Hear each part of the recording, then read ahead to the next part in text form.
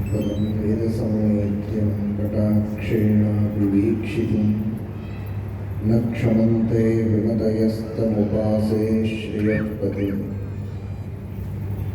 मयि स्थितो मदङ्गेषु स्वतन्त्रो व्याप्तवान् हरिः स विष्णुश्चास्वतन्त्रं मां स्वेच्छया वर्तयत्यजः स्वात्मनस्तस्य पूजा स्युः मनोवाक्कायवृत्तयः ममैताः इति कर्तारमुद्देश्यं च हरिं स्मरेत् धर्मविज्ञानवैराग्यपरमैश्वर्यशालिनः आनन्दतीर्थभगवत्पादान् वन्दे निरन्तरम् आनन्दतीर्थोपदिष्टो निधिर्नारायणः वयः प्रदर्शितो येन सम्यक् जयतीर्थं तमाश्रये दुर्वादिध्वान्तरवये वैष्णवेन्दीवरेन्दवे श्रीराघवेन्द्रगुरवे नमोऽत्यन्तदयालवे सत्याभिज्ञकराब्जोत्थान् पञ्चाशद्वर्षपूजकान् सत्यप्रमोदतीर्थार्यान् न्यायसुधारतान्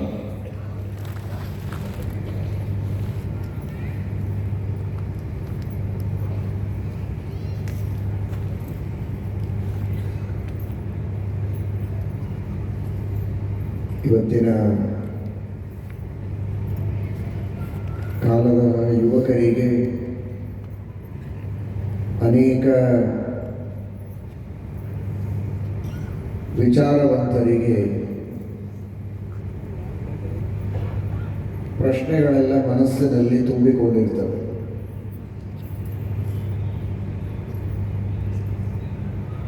ನಾಸ್ತಿಕ್ಯದ ಪ್ರಶ್ನೆಗಳು.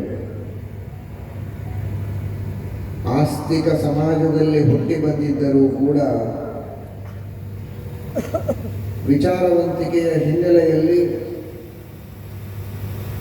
ಕೆಲವೆಲ್ಲ ಪ್ರಶ್ನೆಗಳು ಬಂದಾಗ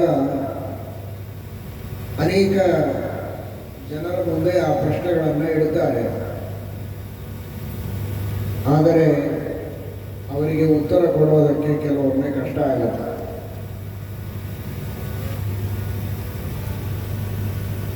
ಶಾಸ್ತ್ರದಲ್ಲಿ ಬೇಕಾದಷ್ಟು ವಿಷಯಗಳನ್ನು ನಿರೂಪಣೆ ಮಾಡುತ್ತಾರೆ. ಶಾಸ್ತ್ರಗಳಲ್ಲಿ ಹೇಳಿದಂತಹ ವಿಷಯಗಳಿಗೆ ನಂಬುವುದಕ್ಕೆ ನಮಗೆ ಉದಾಹರಣೆಗಳು ಬೇಕು ಅಂತ. ನಾನೈವಂ ಕಿಂಚಿದಿಶ್ಯತೆ ಎಂಬುದಾಗಿ ಶಾಸ್ತ್ರದ ಒಂದು ಮಾತು, ಶ್ರೀಮದ್ ಆಚಾರ್ಯರು ತಿಳಿಸುವಂತಹ ಮಾತು. ನಮ್ಮ ವೇದಶಾಸ್ತ್ರಗಳ, ಉಪನಿಷತ್ತುಗಳ, ಇತಿಹಾಸ ಪುರಾಣಗಳ ಆಧಾರದ ಮೇಲೆ ಸಿದ್ಧವಾದಂತಹ ಒಂದು ತತ್ವ ಅಂದರೆ ಜಡವಸ್ತು ಸ್ವತಂತ್ರವಾಗಿ ಯಾವ ಕೆಲಸವನ್ನು ಮಾಡುವುದಕ್ಕೆ ಸಾಧ್ಯ ಇಲ್ಲ. ದೇವತೆಗಳು ಕಣ್ಣಿಗೆ ಕಾಣದಂತೆ ಇದ್ದು ಆ ಜಡ ವಸ್ತುಗಳಿಂದ ಕಾರ್ಯಗಳನ್ನು ಮಾಡಿಸ್ತಾರೆ. ಗಾಳಿ ಬೀಸುತ್ತದೆ, ತಂಪಾಗಿದೆ, ನಾವು ಸುಖವಾಗಿದ್ದೇವೆ ಅಂತ ಇಷ್ಟೇ ಭಾವಿಸುವುದಲ್ಲ. ಇದು ಸತ್ಯ. ಆದರೆ ವಾಯುದೇವರಿದ್ದಾರೆ, ಅವರು ಗಾಳಿ ಬೀಸುವಂತೆ ಮಾಡುತ್ತಾರೆ.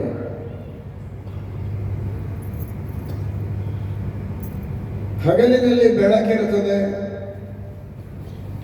ಬೆಳಕಿನಿಂದ ನಮ್ಮ ಕಾರ್ಯಗಳೆಲ್ಲ ಸುಗಮವಾಗ್ತವೆ. ಬಿಸಿಲಿನಿಂದ ಸಾಕಷ್ಟು ಲಾಭಗಳು ನಮ್ಮ ಭೂಮಿಗೆ ಇದೆ. ಸೂರ್ಯನಿಂದ, ಆ ಸೌರಶಕ್ತಿಯಿಂದ ಆಗುವ ನೂರಾರು ಲಾಭಗಳಿವೆ. ಆ ಎಲ್ಲ ಲಾಭಗಳು ಸೌರಶಕ್ತಿಯಿಂದ, ಸೂರ್ಯಮಂಡಲದಿಂದ ಆಗತ್ತೆ ಅಂತ ಮಾತ್ರ ತಿಳಿಯಬೇಡಿ. ಆ ಸೂರ್ಯ ಮಂಡಲ ಇದೆ, ಸೂರ್ಯ ದೇವ ಇದ್ದಾನೆ, ಅವನಲ್ಲಿ ಸವಿತೃ ನಾರಾಯಣ ಇದ್ದಾನೆ. ಜಯಸ್ಸದಾ ಸವಿತೃ ಮಂಡಲ ಮಧ್ಯವರ್ತಿ ನಾರಾಯಣ ಸರಸಿಜಾಸನ ಸನ್ನಿವಿಷ್ಟ ಕೇಯೂರವಾನ್ ಮಕರ ಕುಂಡಲವಾನ್ ಕಿರೀಟಿ ಹರಿ ಹಿರಣ್ಮಯ ಧೃತ ಶಂಖ ಚಕ್ರ. ಸೂರ್ಯನಿಗೆ ಅನೇಕ ಶಕ್ತಿಗಳು ಇವೆ. ಪ್ರಸಿದ್ಧವಾದದ್ದು ತಾಪಿನಿ ಪಾಚಿನಿ ಚೈವ ಶೋಷಿಣಿ ಚ ಪ್ರಕಾಶಿನಿ ನೈವರಾಜನ್ ರಮೇಶ್ ಶಕ್ತಿ ಶಕ್ತಿರ್ನಾರಾಯಣಸ್ಯ ಸಾ. ಶ್ರೀಮದ್ ತೀರ್ಥ ಭಗವತ್ಪಾದಾಚಾರ್ಯರು 5ನೇ ಭಾಷ್ಯದಲ್ಲಿ ತಿಳಿಸ್ತಾರೆ. ಚಳಿಯಿಂದ ಒದ್ದಾಡುವ ಜನರಿಗೆ ಒಳ್ಳೆ ತಾಪ ಬೇಕು. ತಾಪ ಕೊಡುವ ಶಕ್ತಿಯು ಸೂರ್ಯನಲ್ಲಿದೆ. ಧಾನ್ಯಗಳೆಲ್ಲ ಬೆಳೆದು ಪಕ್ವ ಆಗಬೇಕು, ಅದನ್ನು ಪಕ್ವ ಮಾಡುವ ಶಕ್ತಿ ಸೂರ್ಯನಲ್ಲಿದೆ. ಹಸಿ ಒಣಗಬೇಕು, ನೀರು ಎವಾಪರೇಟ್ ಆಗಿ ಮತ್ತೆ ಮೇಘಮಂಡಲ ನಿರ್ಮಾಣ ಆಗಬೇಕು, ಮಳೆ ಆಗಬೇಕು. ಆ ನೀರನ್ನ ಮೇಲೆ ಸೆಳೆದುಕೊಳ್ಳುವ ಶಕ್ತಿ ಸೂರ್ಯನಲ್ಲಿದೆ. ಶೋಷಣೆ, ಕತ್ತಲನ್ನು ಓಡಿಸಿ ಬೆಳಕು ನೀಡುವ ಶಕ್ತಿ ಸೂರ್ಯನಲ್ಲಿದೆ. ಈ ಎಲ್ಲ ಶಕ್ತಿಗಳು ಕೂಡ ಸೂರ್ಯನ ಶಕ್ತಿ ಅಲ್ಲ, ಸೂರ್ಯನೊಳಗಿರುವಂತಹ ನಾರಾಯಣನ ಶಕ್ತಿ ಎಂಬುದಾಗಿ ಶ್ರೀಮದಾಚಾರ್ಯರು ತಿಳಿಸ್ತಾರೆ.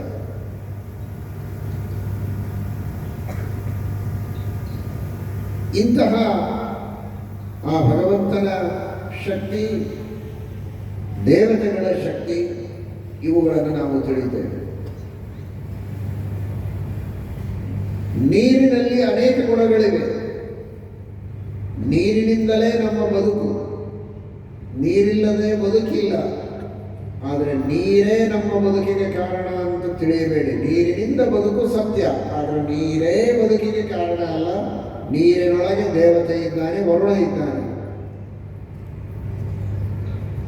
ಬೆಂಕಿ, ಅಗ್ನಿ ಇದು ನಮಗೆ ಬೇಕು. ಬೆಂಕಿ ಇಲ್ಲದೆ ಅಡಿಗೆ ಆಗೋದಿಲ್ಲ. ಹೊಟ್ಟೆ ತುಂಬಬೇಕು, ಅಡುಗೆ ಆಗಬೇಕು, ಬೇಯಿಸಬೇಕು ಅಂದ್ರೆ ಬೆಂಕಿ ಬೇಕು. ಆದರೆ ಬೆಂಕಿಯೇ ನಮ್ಮ ಬದುಕಿಗೆ ಕಾರಣ ಅಲ್ಲ.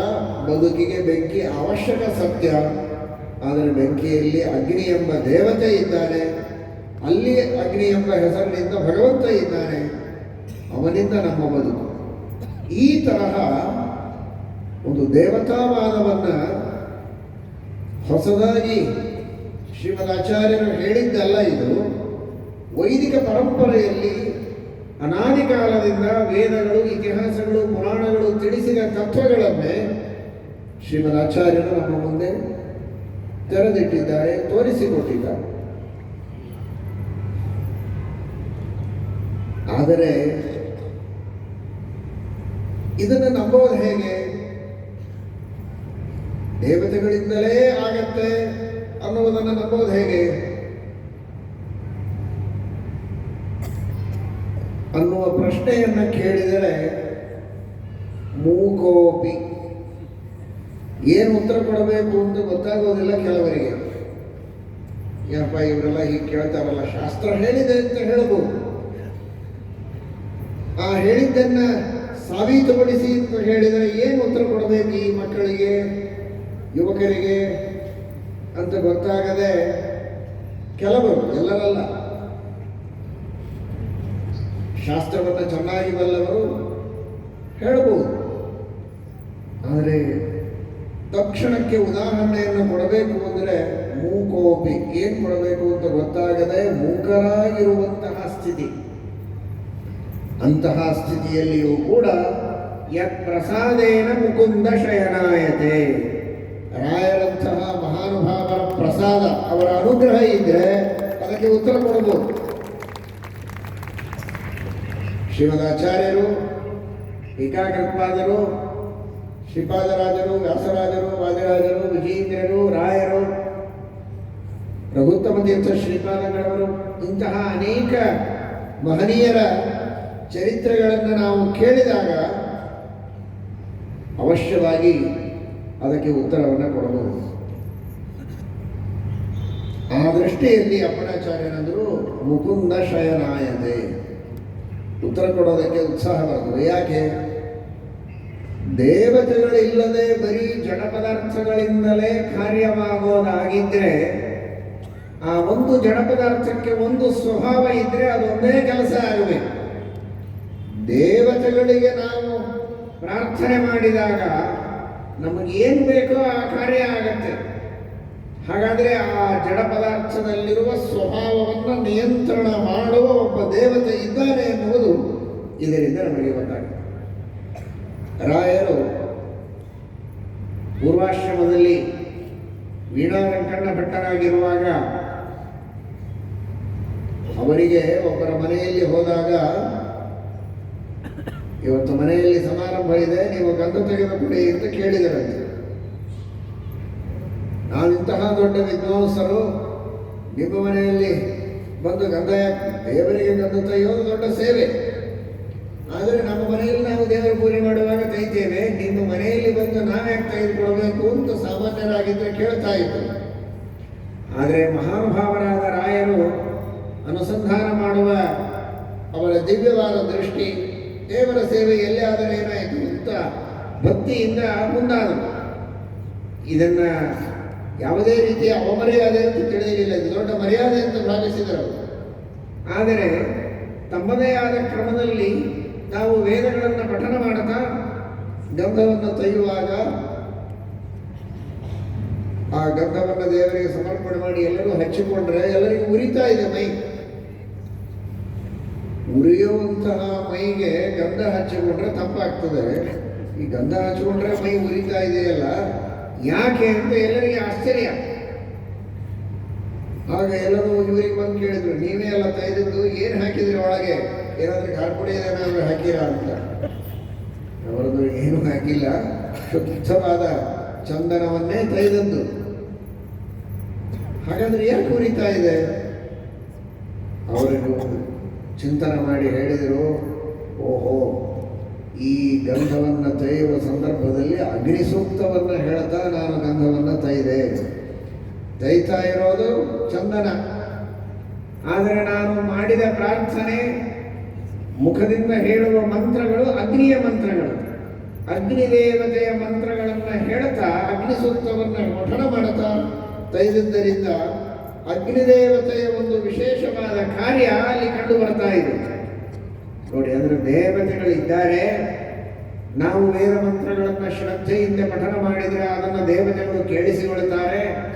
ಕೇಳಿಸಿಕೊಂಡು ನಮ್ಮ ಕರೆಗೆ ಹೋಗೊಟ್ಟು ಬರ್ತಾರೆ, ಕರದಲ್ಲಿ ಬಂದು ತಮ್ಮ ಕಾರ್ಯವನ್ನು ತೋರಿಸ್ತಾರೆ ಅಂತನ್ನುವುದಕ್ಕೆ ಬೆಂಕಿ ಇದು ಸುಡೋದು ಸಹಜ ಸ್ವಭಾವ, ಅದಕ್ಕೇನು ದೇವತೆ ಬೇಕಾಗಿಲ್ಲ ಅಂತ ಅನ್ಬೋದು.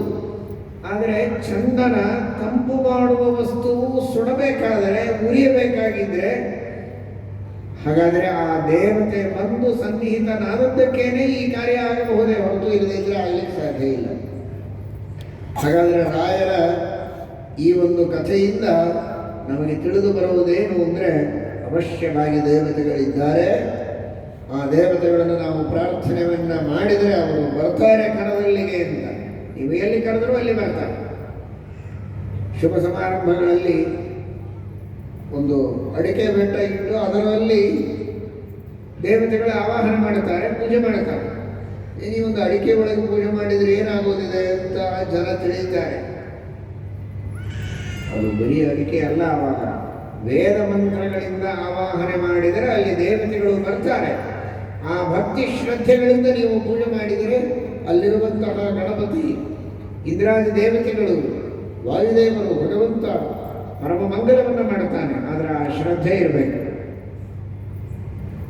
ಆ ಶ್ರದ್ಧೆಯಿಂದ ನಾವು ದೇವತೆಗಳ ಪೂಜೆಯನ್ನು ಮಾಡಿದರೆ ಎಲ್ಲಿ ಕರೆದರೂ ಅಲ್ಲಿ ಒಂದು ದೇವತೆಗಳು ಅನುಗ್ರಹ ಮಾಡುತ್ತಾರೆ. ಈ ತರಹದ ಒಂದು ಯಾಜ್ಞಿಕರ ಪರಂಪರೆ ಇದೆಯಲ್ಲ, ವೇದ ಮಂತ್ರಗಳ ಪಠನ ಮಾಡುವ ಕ್ರಮ ಇದೆಯಲ್ಲ, ಇದು ಅತ್ಯಂತ ಪ್ರಾಮಾಣಿಕವಾದದ್ದು, ಸತ್ಯವಾದದ್ದು, ಸಫಲವಾದದ್ದು ಅಂತ ಶ್ರೀಮಂತ ರಾಘವೇಂದ್ರ ತೀರ್ಥ ಶ್ರೀಪಾದಂಗಳವರ ಈ ಒಂದು ಚರಿತ್ರೆಯಿಂದ ನಾವು ತಿಳಿದುಕೊಳ್ಳಬಹುದಾದದ್ದರಿಂದ ಇದನ್ನು ನಾವು ಉತ್ತರವಾಗಿ ಕೊಡ್ಲಿಕ್ಕೆ ಬರುತ್ತೆ. ಇದಕ್ಕೇನು ಉದಾಹರಣೆಗಳೇ ಇಲ್ಲ ಅಂತ ಹೇಳಿದರೆ, ಮೂಕೋಪಿಯ ಪ್ರಸಾದೇನ ಮುಕುಂದ ಶಯನಾಯತೆ, ಇಂತಹ ಪ್ರಶ್ನೆಗಳಿಗೆ ಉತ್ತರ ಕೊಡ್ಲಿಕ್ಕಾಗೋದಿಲ್ಲ ಅಂತ ಮೂಕನಾದವನಿಗೂ ತಮ್ಮದೇ ಚರಿತ್ರೆಯ ಉದಾಹರಣೆಯ ಮೂಲಕ ಅವನಿಗೆ ಮಾತು ಬರುವಂತೆ, ಉತ್ತರ ಕೊಡುವುದಕ್ಕೆ ಸಾಧ್ಯವಾಗುವಂತೆ ಮಾಡುವ ಮಹನೀಯರು ಶ್ರೀಮಂತ ರಾಘವೇಂದ್ರ ಶ್ರೀಪಾದಂಗಳವರು ಎಂಬುದಾಗಿ ಈ ಒಂದು ಉದಾಹರಣೆಯಿಂದ ನಾವು ತಿಳಿಯಬಹುದು. ಇದರಂತೆ ಸ್ವೀಕರಣೆಯಲ್ಲಿ ಮುಳುಗಿ ಮೃತನಾಗಿದ್ದ. ಕುಲಕರ್ಣಿಯ ಮನೆಯ ಸ್ವೀಕರಣೆಯಲ್ಲಿ ಮುಳುಗಿ ಮೃತನಾದಂತಹ ಮಗನಿಗೆ ಪುನಃ ತಮ್ಮ ತಪಸ್ಸಾಮರ್ಥ್ಯದಿಂದ ಅವನನ್ನು ರಾಯರು ಬದುಕಿಸ್ತಾರೆ. ಈ ಒಂದು ಉದಾಹರಣೆಯೂ ಕೂಡ ಒಂದು ದೊಡ್ಡದಾದ ಆಹಾರ. ಯಾವುದಕ್ಕೆ ಆಹಾರ? ಸಾವು, ಹುಟ್ಟು ಎಲ್ಲವೂ ಭಗವಂತನ ಅಧೀನ. ಒಮ್ಮೆ ಮೃತನಾದರೆ ಮತ್ತೆ ಬದುಕೋದಿಲ್ಲ. ಆರೋಗ್ಯ ಕ್ಷೀಣವಾಗಿದ್ದರೆ ಸುಧಾರಿಸಿಕೊಳ್ಳಬಹುದು, ಔಷಧೋಪಚಾರಗಳನ್ನು ಮಾಡಬಹುದು. ಮೃತನಾದ ಅಂತ ಒಮ್ಮೆ ವೈದ್ಯರು ಹೇಳಿದ ಮೇಲೆ ಆಶೆಯನ್ನು ಬಿಟ್ಟು ಎಲ್ಲವೂ ಕೂಡ ಅವನನ್ನು ಏನು ಮುಂದಿನ ಸಂಸ್ಕಾರಗಳನ್ನು ಮಾಡಬೇಕೋ ಮಾಡುತ್ತಾರೆ, ದುಃಖ ಪಡ್ತಾರೆ ಅಷ್ಟೇ ಹೊರತು ಮತ್ತೆ ಬದುಕಿಸುವ ಪ್ರಯತ್ನ ಆಲೋಚನೆಯನ್ನು ಯಾರೂ ಮಾಡೋದಿಲ್ಲ. ಕಾರಣ ಅದು ಅಸಾಧ್ಯ. ಆದರೆ ಜಗತ್ತಿನ ಸೃಷ್ಟಿ, ಸ್ಥಿತಿ, ಲಯ ಎಲ್ಲವನ್ನ ಮಾಡುವವನು ಭಗವಂತ. ಜನ್ಮ ಮರಣಗಳೆಲ್ಲ ಪರಮಾತ್ಮನ ಅಧೀನ. ಆ ಭಗವಂತನಿಗೆ ಮೊರೆ ಹೊಕ್ಕರೆ ಅಚಿಂತ್ಯವಾದ ಅದ್ಭುತವಾದ ಶಕ್ತಿಯಿಂದ ಮೃತರಾದವರನ್ನೂ ಬದುಕಿಸಬಹುದು. ಪುರಾಣಗಳಲ್ಲಿ ಕಥೆ ಇದೆ. ತನ್ನ ಗುರುಗಳ ಮಕ್ಕಳನ್ನ, ಮೃತರಾದ ಬಾಲಕರನ್ನು ಕೂಡ ಸ್ವತಃ ಪರಮಾತ್ಮನೇ ತಂದು ಮತ್ತೆ ಗುರುಪತ್ತಿಗೆ ಗುರುದಕ್ಷಿಣೆಯಾಗಿ ಕೊಡ್ತಾನೆ ಅಂತ. ಇದು ಸಾಧ್ಯವೋ ಅಂತ ಪೂರ್ವ ಯುಗಗಳ ಕಥೆಯನ್ನು ನೀವು ಹೇಳ್ತೀರಾ? ಈ ಯುಗದಲ್ಲಿ ಅಂತಹ ಘಟನೆಗಳು ನಡೆಯಬಹುದಾ ಅಂತ ಪ್ರಶ್ನೆ ಬಂದರೆ, ಮೂಕೋಪಿಯ ಪ್ರಸಾದೇನ ಮುಕುಂದ ಶಯನಾಯತೆ, ಅದಕ್ಕೆ ಉತ್ತರ ಇಲ್ಲ ಅಂತ ತಿಳಿಯಬೇಡಿ. ಅಂತಹ ಉತ್ತರಗಳು ಇವೆ ಅಂತ ತೋರಿಸುವುದಕ್ಕೆ ರಾಯರು ಸ್ವತಃ ಶ್ರೀಕೃಷ್ಣ ಪರಮಾತ್ಮನ ಅನುಗ್ರಹದಿಂದ ತಾವೂ ಕೂಡ ಮೃತರಾದ ಬಾಲಕನನ್ನು ಬದುಕಿಸುವ ಮೂಲಕ ಅದನ್ನು ಸತ್ಯ ಅಂತ ಮಾಡಿ ತೋರಿಸಿದ್ದಾರೆ. ಇದನ್ನು ಉದಾಹರಣೆ ಕೊಟ್ಟು ಆ ಪ್ರಶ್ನೆ ಕೇಳುವವರಿಗೆ ಸಮರ್ಪಕವಾಗಿ ಉತ್ತರವನ್ನು ನೀಡಬಹುದು ಎಂಬ ಅರ್ಥದಲ್ಲಿಯೂ ಕೂಡ ಮೂಕರನ್ನು ವಾಗ್ಮಿಗಳನ್ನಾಗಿ ಮಾಡುತ್ತಾರೆ. ತಮ್ಮ ಚರಿತ್ರೆಯ ಉದಾಹರಣೆಗಳಿಂದಲೇ ಅವರಿಗೆ ಒಂದು ಒಳ್ಳೆ ಮಾತನಾಡುವ ಶಕ್ತಿಯನ್ನು ಕೊಡ್ತಾರೆ ಎನ್ನುವುದಕ್ಕೆ ಅನೇಕ ಉದಾಹರಣೆಗಳಿವೆ. ಅದರಲ್ಲಿ ಕೆಲವುಗಳನ್ನು ನಾವು ತಿಳಿದಿದ್ದೇವೆ.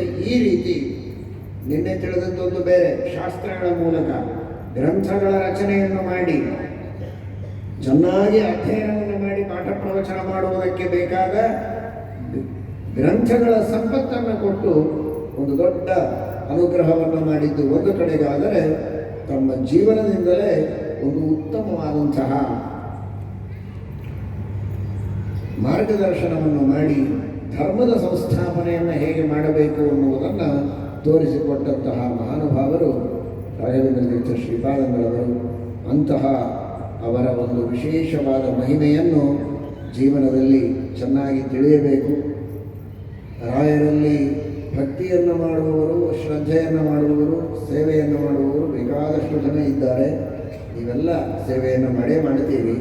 ಅದರ ಜೊತೆಗೆ ಅವರ ಗ್ರಂಥಗಳ ಅಧ್ಯಯನ, ಉದ್ಗ್ರಂಥಗಳ ಅಧ್ಯಯನವನ್ನು ಮಾಡುವುದಕ್ಕೆ ಶಾಸ್ತ್ರೀಯವಾದ ಹಿನ್ನೆಲೆ ಸಾಕಷ್ಟು ಬೇಕಾಗಿದ್ದರೂ ಕೂಡ ಸುಲಭವಾಗಿ ಎಲ್ಲ ಭಕ್ತರಿಗೂ ಪಠನ ಮಾಡುವುದಕ್ಕೆ ಯೋಗ್ಯವಾದಂತಹ ಪ್ರಾತಃಸಂಕಲ್ಪ ಗದ್ಯ, ತಾತ್ಪರ್ಯ ನಿರ್ಣಯ ಭಾವಸಂಗ್ರಹ, ಕೃಷ್ಣಚಾರಿತ್ರ್ಯ ಮಂಜರಿ, ರಾಮಚಾರಿತ್ರ್ಯ ಮಂಜರಿ, ಇಂತಹ ಅನೇಕ ಸ್ತೋತ್ರಗಳು, ಪ್ರಾರ್ಥನೆಗಳನ್ನು ಮಾಡುವಂತಹ ಅನೇಕ ಸಾಹಿತ್ಯವನ್ನು ರಚನೆ ಮಾಡಿಕೊಟ್ಟಿದ್ದಾರೆ. ಅಷ್ಟನ್ನಾದರೂ ಅಧ್ಯಯನ ಮಾಡಿ ಅದನ್ನು ಪಠನ ಮಾಡಿದರೆ ಆಗ ರಾಘವೇಂದ್ರ ಸ್ವಾಮಿಗಳವರಿಗೆ ವಿಶೇಷವಾದ ಪ್ರೀತಿ ಆಗ್ತದೆ. ಅವರ ಸೇವೆಯನ್ನು ಬೇರೆ ರೀತಿಯಿಂದ ಮಾಡಿದರೆ ಎಷ್ಟು ಸಂತೋಷವೋ ಅದಕ್ಕಿಂತ ಹೆಚ್ಚು ಸಂತೋಷ ರಾಘವೇಂದ್ರ ಸ್ವಾಮಿಗಳವರಿಗೆ ಇದರಿಂದ ಆಗ್ತದೆ. ಮೂಕೋಪಿಯ ಪ್ರಸಾದೇನ ಮುಕುಂದ ಶಯನಾಯತೆ. ಹೆಚ್ಚಿನ ಶಾಸ್ತ್ರ ಗ್ರಂಥಗಳನ್ನು ನಮಗೆ ಅಧ್ಯಯನ ಮಾಡಲಿಕ್ಕಾಗೋದಿಲ್ಲ, ನಾವು ಏನೂ ಮಾಡೋದೇ ಇಲ್ಲ ಅಂತ ಬಾಯಿನೇ ತೆಗೆಯದೆ ಮೂಕರಾಗಿದ್ದರೆ ಅಷ್ಟೆಲ್ಲ ಗಾಬರಿ ಆಗೋದು ಬೇಡ. ಪುಟ್ಟ ಪುಟ್ಟ ಸ್ತೋತ್ರಗಳನ್ನು ಮಾಡಿಕೊಟ್ಟಿದ್ದೇವೆ, ಅದನ್ನಾದರೂ ನೀವು ಪಠನ ಮಾಡಿ ಜನ್ಮವನ್ನು ಸಾರ್ಥಕ ಮಾಡಿಕೊಳ್ಳಿ ಅಂತ. ಆ ರೀತಿಯಿಂದ ಮೂಕರಾಗಬೇಡಿ ಅಂತೂ ಕೂಡ ಹೇಳುವುದಕ್ಕೆ ವ್ಯವಸ್ಥೆಯನ್ನು ಮಾಡಿಕೊಟ್ಟಿದ್ದಾರೆ ಅಂತ ನಾವು ಅರ್ಥ ಮಾಡಿಕೊಳ್ಳಬೇಕು. ಎಷ್ಟು ಸುಂದರವಾದಂತಹ ಪ್ರಾತಃ ಸಂಕಲ್ಪ ಗದ್ಯವನ್ನು ಬರೆದುಕೊಟ್ಟಿದ್ದಾರೆ. ಪ್ರಾತಃ ಕಾಲದಲ್ಲಿ ಎದ್ದು ಭಗವಂತನ ಗುಣಗಳು, ವಾಯುದೇವರ ಗುಣಗಳನ್ನು ಚಿಂತನೆ ಮಾಡುವುದಕ್ಕೆ ಅತ್ಯಂತ ಅಪೂರ್ವವಾದಂತಹ ಸರ್ವಮೂಲದ ಪ್ರಧಾನವಾದ ವಿಷಯಗಳನ್ನು ಸಂಗ್ರಹವಾಗಿ ತಿಳಿಸುವಂತಹ ಒಂದು ಶ್ರೇಷ್ಠವಾದ ಗದ್ಯವನ್ನು ರಚನೆ ಮಾಡಿಕೊಟ್ಟಿದ್ದಾರೆ. ವಾಯುದೇವರು ನಮ್ಮೆಲ್ಲರ ಮೂಲ ಗುರುಗಳು ಶ್ರೀಮದ್ ಆಚಾರ್ಯರು ಹೇಗೆ ಭಗವಂತನ ಉಪಾಸನೆಯನ್ನು ಮಾಡುತ್ತಾರೆ, ಕೇವಲ ಗ್ರಂಥಗಳ ಮೂಲಕವಾಗಿ ಮಾತ್ರ ಅಲ್ಲ, ಎಲ್ಲ ಗ್ರಂಥಗಳನ್ನು ತಮ್ಮ ಬುದ್ಧಿಯಲ್ಲಿಟ್ಟುಕೊಂಡು ಆ ಗ್ರಂಥಗಳಲ್ಲಿ ಹೇಳಿದ ವೇದಾದಿ ಸಕಲ ಸತ್ಶಾಸ್ತ್ರಗಳಲ್ಲಿ ಹೇಳಿದ ಭಗವಂತನ ಮಹಿಮೆಯನ್ನು ಚಿಂತನೆ ಮಾಡುತ್ತಾರೆ. ಪ್ರತಿಯೊಂದು ವಸ್ತುಗಳಲ್ಲಿಯೂ ಕೂಡ ನಿಯಾಮಕನಾದ ಪರಮಾತ್ಮನನ್ನು ಅನೇಕ ರೀತಿಯಿಂದ ಕಂಡು ಉಪಾಸನೆ ಮಾಡುವಂತಹ ಮಹಾನುಭಾವರು ವಾಯುದೇವರು, ಶ್ರೀಮದಾಚಾರ್ಯರು. ಅಂತಹ ಶ್ರೀಮದಾಚಾರ್ಯರಲ್ಲಿ ಅಂತರ್ಯಾಮಿಯಾದ ಪರಮಾತ್ಮನನ್ನು, ಗುಣಪೂರ್ಣನಾದ ಭಗವಂತನನ್ನು ನಾವು ಸ್ಮರಣೆ ಮಾಡಬೇಕು ಎಂಬುದಾಗಿ ರಾಯರು ತಿಳಿಸಿಕೊಡ್ತಾರೆ. ಸರ್ವತ್ರ ಸರ್ವದಾ ಸರ್ವಾಕಾರ ಸರ್ವಾಧಾರ ಸರ್ವಾಶ್ರಯ ಸರ್ವೋತ್ಪಾದಕ ಸರ್ವಪಾಲಕ ಸರ್ವಸಂಹಾರಕ, ಇದೆಲ್ಲ ವಾಯುದೇವರು ಮಾಡುವಂತಹ ಚಿಂತನೆ. ಅಷ್ಟು ದೊಡ್ಡ ಯೋಗ್ಯತೆ ಬೇರೆಯವರಿಗೆ ಬರಲಿಕ್ಕೆ ಸಾಧ್ಯ ಇಲ್ಲ. ಆದರೆ ನಾವು ಯಥಾಶಕ್ತಿಯಾಗಿ ಆದರೂ ಒಂದು ಸಾಮಾನ್ಯ ಸ್ಮರಣೆಯನ್ನು ಮಾಡುವುದಕ್ಕೆ ಪ್ರಯತ್ನ ಮಾಡಬೇಕು. ಯಾವ ಒಂದು ವಸ್ತುವನ್ನು ನೋಡಿದಾಗೆಲ್ಲ ಸ್ಮರಣೆ ಮಾಡಲಿಕ್ಕೆ ನಮಗಾಗೋದಿಲ್ಲ, ಮರ್ತೋಗತ್ತೆ. ಬೇರೆ ಲೌಕಿಕ ವಿಷಯಗಳಲ್ಲಿ ಆಸಕ್ತರಾಗ್ತಾರೆ ಸಾಮಾನ್ಯವಾಗಿ ಮನುಷ್ಯರು. ಹಾಗಾಗಿ ಕೊನೆ ಪಕ್ಷ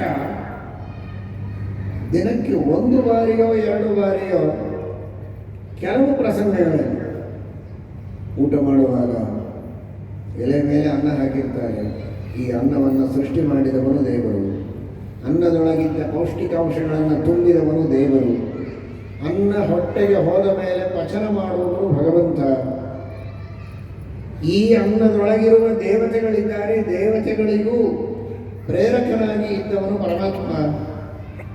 ಹೀಗೆ ಆ ಭಗವಂತನನ್ನು ಅನ್ನದೊಳಗೆ ಚಂದ್ರ ಇದ್ದಾನೆ, ಚಂದ್ರನಲ್ಲಿ ಕೇಶವ ನಿಯಾಮಕನಾಗಿದ್ದಾನೆ. ಈ ಮಾರ್ಗಶೀರ್ಷ ಮಾಸಕ್ಕೆ ನಿಯಾಮಕನಾದ ಕೇಶವ, ಅವನೇ ಅನ್ನಕ್ಕೂ ಅಧಿಪತಿ. ಹೀಗೆ ಅಲ್ಲಲ್ಲಿರುವಂತಹ ದೇವತೆಗಳನ್ನು, ಭಗವಂತನನ್ನು ಚಿಂತನೆ ಮಾಡಿ ಅವನಿಂದಲೇ ಇದು ಹುಟ್ಟಿದ್ದು, ಅವನಿಂದಲೇ ಸುರಕ್ಷಿತವಾದದ್ದು, ಅವನಿಂದಲೇ ಇದು ಕಾರ್ಯವನ್ನು ಮಾಡೋದು, ಇದರೊಳಗಿನ ದೇವತೆಗಳನ್ನು ನಿಯಮನ ಮಾಡುವವನು ಭಗವಂತ. ಹೀಗೆ ಸರ್ವಾಕಾರ ಸರ್ವಾಧಾರ ಸರ್ವಾಶ್ರಯ ಸರ್ವೋತ್ಪಾದಕ, ಈ ರೀತಿ ಎಲ್ಲ ಕಡೆಗೆ ಪ್ರಪಂಚದೊಳಗಿನ ಅನಂತ ಅನಂತ ಪರಮಾಣುಗಳಲ್ಲಿಯೂ ಈ ಚಿಂತನವನ್ನು ನಡೆಸುವವರು ವಾಯುದೇವರಾದರೆ, ದಿನವೂ ಮಾಡುವ ಒಂದು ಊಟದ ಸಂದರ್ಭದಲ್ಲಿ, ಒಂದು ಸ್ನಾನದ ಪ್ರಸಂಗದಲ್ಲಿ, ದೇವರ ಪೂಜೆಯನ್ನು ಮಾಡುವಾಗಾದರೂ ಕೊನೆ ಪಕ್ಷ ಇಷ್ಟ ಅನುಸಂಧಾನ ನಮಗೆ ಅಲ್ಪವಾದ ಅನುಸಂಧಾನವಾದರೂ ಬಂದರೆ ಆಗ ರಾಯರಿಗೆ ಬಹಳ ಪ್ರೀತಿಯಾಗುತ್ತೆ. ನಾವು ಬರೆದ ಪ್ರಾತಃ ಸಂಕಲ್ಪ ಗದ್ಯವನ್ನು ಚೆನ್ನಾಗಿ ತಿಳಿದುಕೊಂಡು ಸಾಧನೆಯನ್ನು ಮಾಡುತ್ತಾ ಇದ್ದಾರೆ ಅಂತ ನೀವೇನು ಬೇಡೋದೇ ಬೇಕಾಗಿಲ್ಲ, ಬೇಡದಿರುವ ಇಷ್ಟಾರ್ಥಗಳನ್ನು ಅವರೇ ತಿಳಿದುಕೊಟ್ಟು ಅನುಗ್ರಹವನ್ನು ಮಾಡುತ್ತಾರೆ.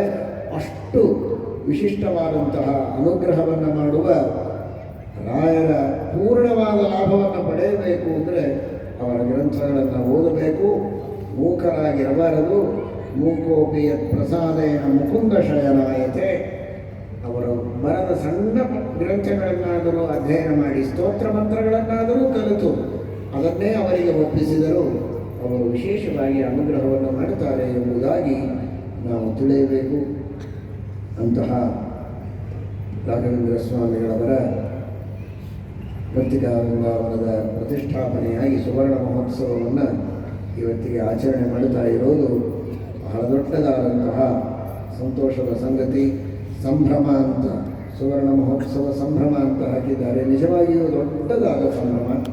ಇದೇ ರೀತಿ ಇದು ಅಮೃತ ಮಹೋತ್ಸವ, ಶತಮಾನೋತ್ಸವಾದಿಗಳನ್ನು ಕಂಡು ನಿರಂತರವಾಗಿ ಈ ತರಹದ ಧರ್ಮ ಕಾರ್ಯಗಳನ್ನು, ಜ್ಞಾನ ಕಾರ್ಯಗಳನ್ನು ಸಮಾಜದಲ್ಲಿ ವಿಶೇಷವಾಗಿ ಸಾಮಾಜಿಕ ಸೇವಾ ಕಾರ್ಯಗಳನ್ನು ಮಾಡುವಂತಹ ಒಂದು ದೊಡ್ಡ ಸಾಧನೆ ಈ ದೇವಟಗೇರಿ ವಿದ್ಯಾರ್ಥಿ ರಾಯರ ಮಠದಿಂದ ನಿರಂತರವಾಗಿ ನಡೆಯಲಿ. ಇಲ್ಲಿರುವ ಎಲ್ಲ ಮೊದಲಿನಿಂದ ಮಾಡುತ್ತಾ ಬಂದ ಎಲ್ಲ ಹಿರಿಯರು, ಇವತ್ತಿನ ಸದಸ್ಯರು ಎಲ್ಲರೂ ಕೂಡ ಬಹಳ ಉತ್ಸಾಹದಿಂದ ಈ ಕಾರ್ಯವನ್ನು ಮಾಡಿದ್ದಾರೆ. ಬಹಳ ಯಶಸ್ವಿಯಾಗಿ ಬಹಳ ಚೆನ್ನಾಗಿ ಮಾಡಿದ್ದಾರೆ. ಅವರೆಲ್ಲರಿಗೂ ಹರಿವಾಯು ಗುರುಗಳ ವಿಶೇಷ ಅನುಗ್ರಹ ಆಗಲಿ. ಸೇವೆ ಮಾಡಿದಂತಹ ನಿಮ್ಮೆಲ್ಲರಿಗೂ, ಇಲ್ಲಿ ಬಂದ ಎಲ್ಲ ಗಣ್ಯರು, ರಾಜಕೀಯದ ಹಿರಿಯರು ಎಲ್ಲರಿಗೂ ಕೂಡ ದೇವರು ವಿಶೇಷವಾಗಿ ಅನುಗ್ರಹವನ್ನು ಮಾಡಲಿ ಅಂತ ಪ್ರಾರ್ಥನೆ ಮಾಡುತ್ತೇವೆ. ಇವತ್ತು ಇದರ ಜೊತೆಗೆ ಈ ಎಲ್ಲ ವಿದ್ವಾಂಸರಲ್ಲಿ ಹಿರಿಯರಾಗಿದ್ದು ಮೊದಲಿನಿಂದಲೂ ಸುಮಾರು 50 ವರ್ಷಗಳಿಂದಲೂ ಕೂಡ ಇಲ್ಲಿ ಪಾಠ ಪ್ರವಚನಗಳನ್ನು ಮಾಡಿ, ಇದರ ರಾಘವೇಂದ್ರ ಮಠದ ಈ ಸುವರ್ಣ ಮಹೋತ್ಸವ ಸಂಭ್ರಮದ ಜೊತೆಗೆ ಮಧ್ವಾಚಾರ್ಯರು ವಿಜಯಪುರಕ್ಕೆ ಬಂದು ಪಾಠ ಪ್ರವಚನಗಳನ್ನು ಪ್ರಾರಂಭ ಮಾಡಿ ವಿಶೇಷವಾಗಿ ಧಾರ್ಮಿಕ ಜಾಗೃತಿಯನ್ನು ಮಾಡುವ ಒಂದು ಕಾರ್ಯಕ್ರಮಕ್ಕೂ ಸುವರ್ಣ ಮಹೋತ್ಸವ ಸಂಭ್ರಮ ಈಗ ನಡೀತಾ ಇದೆ. ಈ ಮಠದ ಸ್ಥಾಪನೆಯಾಗಿ ಒಂದೇ ವರ್ಷಕ್ಕೆ ಬಂದಿದ್ದೇವೆ ಅಂತ ಹೇಳಿದರು, ಹೆಚ್ಚು ಕಡಿಮೆ ಅದರ ಸುವರ್ಣ ಸಂಭ್ರಮವೂ ಕೂಡ ಈಗ ನಡೀತಾ ಇದೆ. ಇಂತಹ ಸಂದರ್ಭದಲ್ಲಿ ಅವರಿಗೆ ಅವರ ಶಿಷ್ಯರೆಲ್ಲ ಸೇರಿ ಮಾಡಿದಂತಹ ಸನ್ಮಾನ ಅತ್ಯಂತ ಔಚಿತ್ಯಪೂರ್ಣವಾದದ್ದು. ನಿರಂತರವಾಗಿ ಸರ್ವಮೂಲಾದಿ ಗ್ರಂಥಗಳ, ಸುಧಾದಿ ಗ್ರಂಥಗಳ ಪಾಠ ಪ್ರವಚನಗಳನ್ನು ಮಾಡಿ ವಿಶೇಷವಾಗಿ ಧರ್ಮದ ಜಾಗೃತಿಯನ್ನು ಮಾಡಿದ್ದಾರೆ.